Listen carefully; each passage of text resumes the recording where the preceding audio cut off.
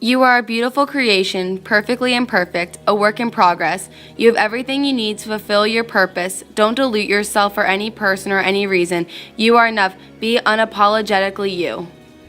In the beginning, when God created the heavens and the earth was without form or shape, with darkness over the abyss, and a mighty wind sweeping over the waters. Then God said, "Let there be light," and there was light. God called the light day, and the darkness he called night. Evening came and morning followed, the first day. God made the dome, and it separated the water below the dome from the water above the dome. And so it happened. God called the dome sky. Evening came and morning followed, the second day. Then God said, "Let the water under the sky be gathered into a single basin, so that the dry land may appear." And so it happened. The water under the sky was gathered into a basin, and the dry land appeared. God called the dry land earth, and the basin of the water he called sea. God saw how good it was. Then God said, "Let the earth bring forth vegetation, every kind of plant that bears seed, and every kind of fruit tree on earth that bears fruit with its seed in it." And so it happened. The earth brought forth vegetation, every kind of plant that bears seed, and every kind of fruit tree that bears fruit with its seed in it. God saw that it was good. Evening came and morning followed, the third day. Then God said, "Let there be lights in the dome of the sky to separate day from night. Let them mark the seasons, the days, and the years." God made the two great lights, the greater one to govern the day, and the lesser one to govern the night and the stars. Evening came and morning followed, the fourth day. And God said, "Let the water teem with an abundance of living creatures, and on the earth let birds fly beneath the dome of the sky." God created the great sea monsters and all kinds of crawling living creatures with which the water teems, and all kinds of winged birds. God saw it was good. Evening came and morning followed, the fifth day.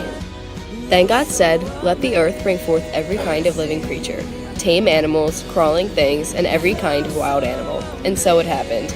God made every kind of wild animal, every kind of tame animal, and every kind of thing that crawls on the ground. God saw that it was good. Then God said, "Let us make human beings in our image, after our likeness. Let them have dominion over the fish of the sea, the birds of the air, the tame animals, and all the wild animals, and all the creatures that crawl on the earth." God created mankind as his image. In the image of God he created them, male and female he created them. God created man and woman to be in a relationship with each other. God loved us so much that he gave us the gift of original holiness and justice. Original holiness is the original state of human beings in their relationship with God. Original justice is a state of complete harmony of our first parents with themselves, each other, and creation. But then Adam and Eve made a self-centered choice and went against God's will when they ate an apple from the tree of knowledge of good and evil. In Genesis, symbolic language is used throughout the story of Adam and Eve to convey religious truths. Some examples of symbolic language in Genesis is the serpent, which represents temptation by Satan, the Garden of Eden, which represents paradise, and the tree of knowledge of good and evil, which represents the boundary we were given by God. Because of that, original sin entered the world. That caused lifelong consequences, such as pollution, war, bullying, and violence.